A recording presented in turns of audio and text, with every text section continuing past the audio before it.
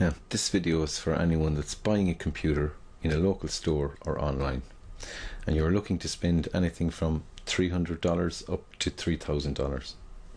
I'm going to show you the difference between a fast, reliable, fully upgradable computer for whatever your budget is, and show you computers that have none of those benefits of being fast, reliable and upgradable, nor worth the money that you pay for it. And I'm going to show you the simple things to look out for when buying a computer. So you want a computer that possibly looks good, performs well, and will get the job done, and you will be able to upgrade when the time comes at a price that you can afford. That is basically what most people want out of a computer, and without taking into consideration reliability and quality of the components that go into the computer. It's something that you can't know before you buy, especially with branded PCs. This computer that I am going to show you is for anyone who is trying to buy a cheap, fast, reliable, fully upgradable PC.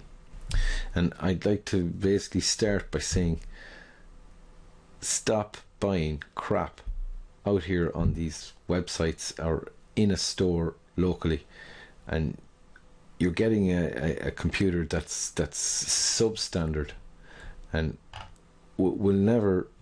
You'll get the 6 months out of it. It'll be fine, and then it'll start slowing down because it has these terabyte drives that are terrible. They just start to slow down. I don't know how many times I've just replaced. The only thing I've done with the computers is replaced the hard drive that's in them, the disk drives, and put in. They are so much faster once I do that, because it is the biggest bottleneck on any computer. So just keep that in mind when you're buying computers.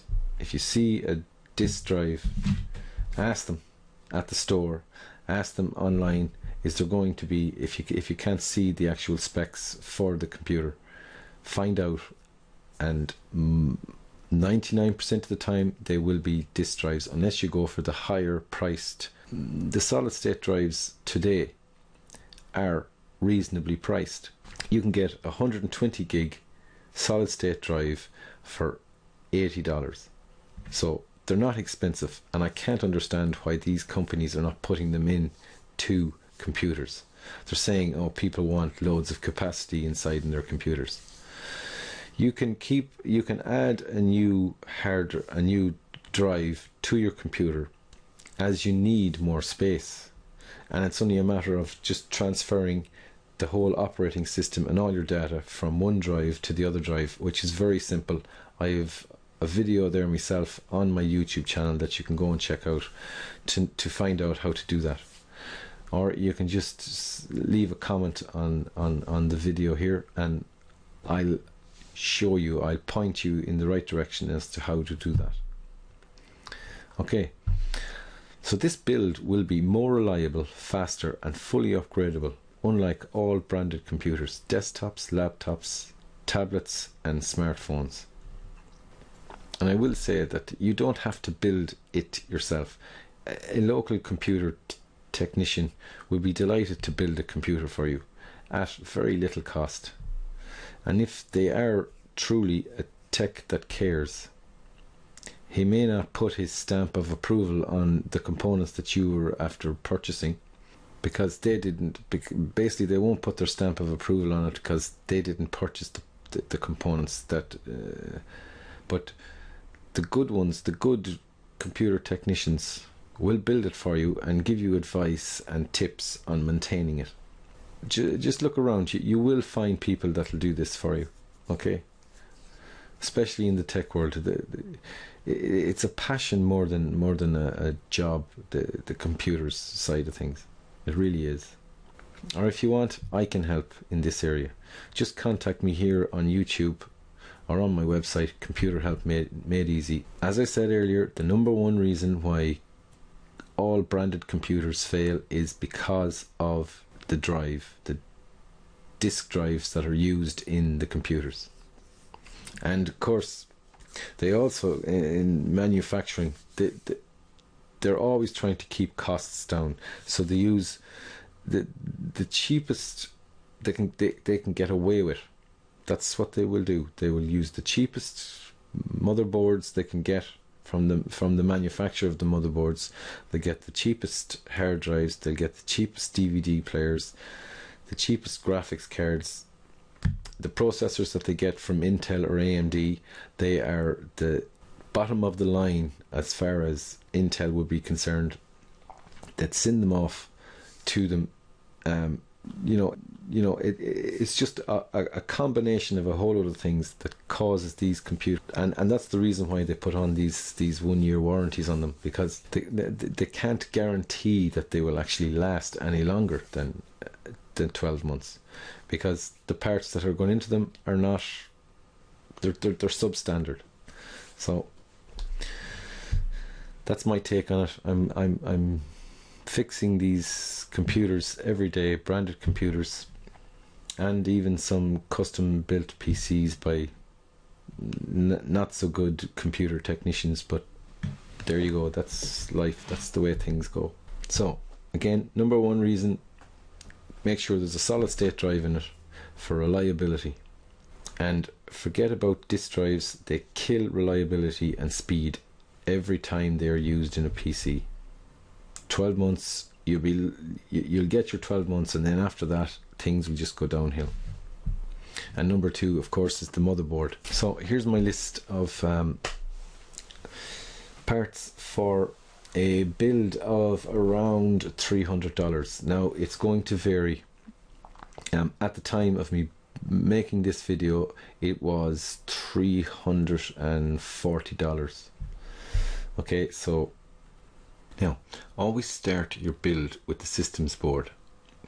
Now I'm just going to go down through all the parts that I would, if I wanted to build a reasonably priced computer that I knew was going to be reliable and fast and fully upgradable in the future.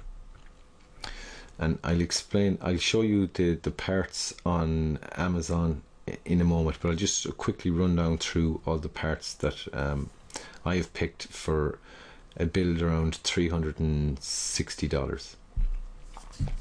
So the systems board, which is the motherboard, is a Gigabyte GA-97M-D3H, and it's priced at $88. Okay, and the CPU I went for was the G1850, and it is the 1150 socket. So it's the newest Intel socket. It's the 4th generation, and it was priced at $55, and this includes built-in graphics. Okay, and the next component would be memory, and the Kingston HyperX Fury 4 gigs that runs at 16 megahertz, pretty good, DDR3, and it's priced at $44.29. The hard drive is a solid state drive, a Samsung 840 Evo series, and it's 120 gig. Now I will explain at this stage that it's a 120 gig hard drive. Okay, so as you're adding more data onto your computer, what you do is you go and you buy another solid state drive and just put it into your drive. It's plug and play, and off you go again with another 120 gig drive. Say if you've nearly that first one filled, then you move on and get another one. And this is the best way to have to keep your computer fast and reliable. Okay, the next component is a power supply, and I've went with the EVGA 430 watt, and it has 80 plus certification. It has the ATX 12 volt and the EPS 12 volt power supply. So that's for the CPU. There's the 8-pin connector for it, and the price of that power supply is $40. And the case or tower unit that I went with was Cooler Master Elite 431 Plus mid-tower. It's a mid-tower computer case, and it has front panel USB 3 connector that you can connect to the board, and the systems board has that connection for a USB 3 connector for the front panel.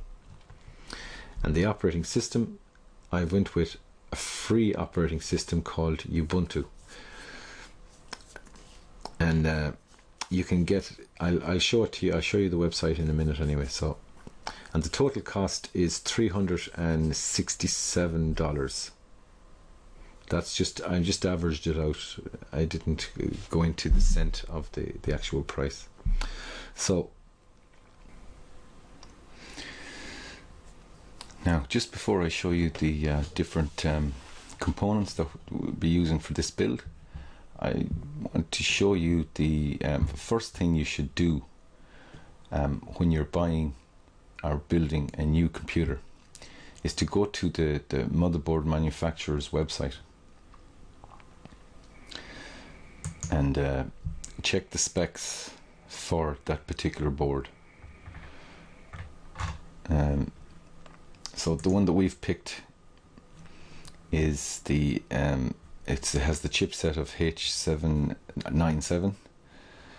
So if you click on that guy there, so this is the Gigabyte website, and the one I think we looked at was the GAH97M-D3H.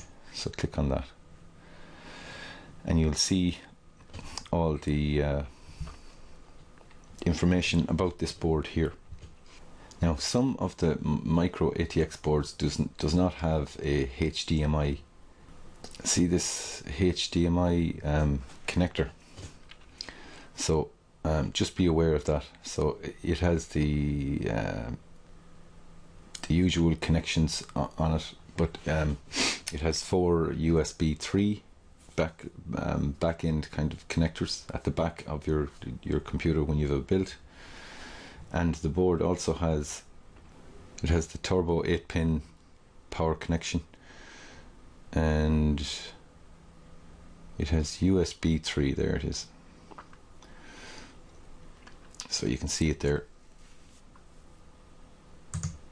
But this is how you go into the manufacturer's website and you check the specs for it, because this is the only way you're going to find out what exactly what you need is you know, is it a good board or a bad board, or has it got all the features that you want. So it's very important to go to these websites and check out the boards before you even think about buying a board, because everything that you connect, that once you start building the computer, everything that you connect is connected through the motherboard, right? All the external connections there. So this board will also, when the new 5th generation comes out, this board will be compatible with them. So the new processors with 5th generation, I think they're coming out in December 2014, and it could be early 2015 before they start actually bringing them out online, possibly before the Christmas, but that remains to be seen whether they will or not. So this is what you do. You check what quality of the board, what you see. This information is not given with your branded PCs. You don't get the information about the motherboards, because the motherboards are of poor quality. They're not as good quality as these boards. And with all these boards, you get a 3-year warranty. It is a fairly reasonably priced board as well. I'll be showing you that. I'll be showing it to you on Amazon in a second anyway. So also with this board, now we are using a low-end processor, but for standard computer use, it is perfect. You know, all the branded PCs that I showed you there, it was quite capable of doing the normal computing that most people do. Like if you're playing games or high-end editing, then you'll have to go for a higher end processor. But for everyday computing, the processor that I've picked, the 1850, is perfect for everyday computing use. It runs at nearly 300 gigahertz, so it's fine for making all the calculations that you need to make, that the computer needs to make in order for you to be in order for it to be functional as a PC. And with the added solid state drive, it'll be a nice nippy machine, and it'll be fully upgradable, and it will last the 3, 4, 5 years easily. It's the quality of the board that makes all the difference in your build. So keep that in mind when you're out shopping for a new computer. And as I said, technicians delighted, I'd be delighted to help you through the process of building it as well. Okay, so you can contact me here on YouTube if you like. Let me show you those parts here on Amazon now. We'll move on here now. So this is the actual Amazon website, and the prices are all listed as well, and you can check the customer reviews. Now sometimes customer reviews can be very off-putting because they usually put up their reviews 2 or 3 weeks after getting the board, and they haven't used it too long, so you take them with a pinch of salt most of the time. But as I said, use your gut feeling as far as best thing to do is to ask a computer tech, get advice, is what I'm saying. You can contact me here on my YouTube channel anytime if you need help with this kind of information. So the next part that we'll be using is the Intel Celeron. It's just a 2-core processor, and it has a processor speed of 2.9, and it is a pretty smooth running, for its price, a pretty smooth running processor. I have used them in builds, and they haven't had any problems so far. Now bear in mind they're only out a year and a half, is it? Nearly 2 years. So keep that in mind. Next component is the Kingston HyperX Fury, 4 gigs of, and it's running at 13 megahertz, and it's DDR3, so it's compatible with the motherboard. Another thing you have to be careful of is compatibility with RAM, motherboard and processor. And then we went for the Samsung, the 840 Evo series, 120 gig, and it's a SATA drive, and it's solid state. So again, you can go up in gigabyte size, but once you go up in gigabyte size, the price changes. That's a reasonable price now for 250, 118, $120. We see what the price of the 500 gig one is. 249. So there's a big jump there now. But anyway, another thing about solid state drives to be careful of. Kingston has been getting a bad rap from people. They've supposedly changed the controller that's inside them. So just be careful. As I said, read the reviews, see what people are saying about them. They've apparently changed from the original controller, and now they're trying to sell these cheaper solid state drives, and they are not as reliable as the likes of the Samsung solid state drive. So again, be aware of that. So this is the power supply. It's the EVGA 430 watt. Now, upgradability, you'd want to be using possibly a 500 watt. If you were putting in say a graphics card into your system, you'd need, say, a 500 watt minimum. Again, it's whatever you're going to be using. This computer that I'm showing you how to build here, the parts for the build, is for your run-of-the-mill normal computing. Any high-end editing, you would have to go with higher spec parts. So this is your average build, like the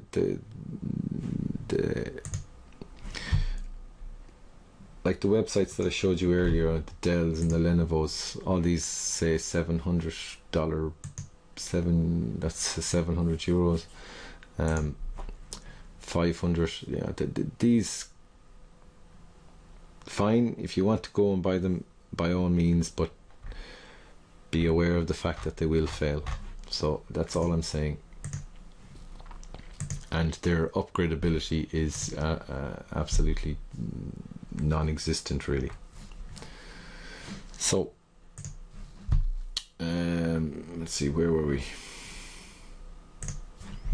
Yeah, so that's the power supply there, and the next component then is the case to put all your components into. Cooler Master Elite 431 Plus. It's a mid-tower, and by the way, this gigabyte board is a micro ATX, so it's this one. It's the one below the ATX standard board. Okay, just in case you thought it was a full-size board, it's a smaller board. And the next component then is the actual operating system, and I went for Ubuntu, and this is how you download it. Again, go to my YouTube channel and you'll find out how to download it, install it on DVD or on a flash drive, and install it that way. And another thing, I just to show you the difference, so $300 US would work out in the region of 227 euros. So you could do the same thing on an Amazon UK site if you wanted to. The prices vary a little bit from region to region, but they're pretty close. I have looked into that, and they are actually very close. So you can get all these parts on the UK site, the Amazon sites, the German site, or the French sites, or you know, they're in a lot of countries, Amazon. So, and that's pretty much it for the build. So as I said, you don't have to build it yourself. Go get a computer tech to build it for you. They'd be only delighted to build it for you. Now, just a few other things I'd like to talk to you about. Now, shipping was not included. Location and how often you shop online on these websites is going to be a major factor in what price you can get these parts for. So how often you shop, you'll be able to get discounts if you shop a lot online on these particular websites. And the time of the year, again, shipping will be higher certain times of the year. And of course your location is going to govern how much you're charged for post and packaging and shipping and all that. One other thing I'd like to discuss here is the manufacturer's warranties. Now, all the parts that I've shown you here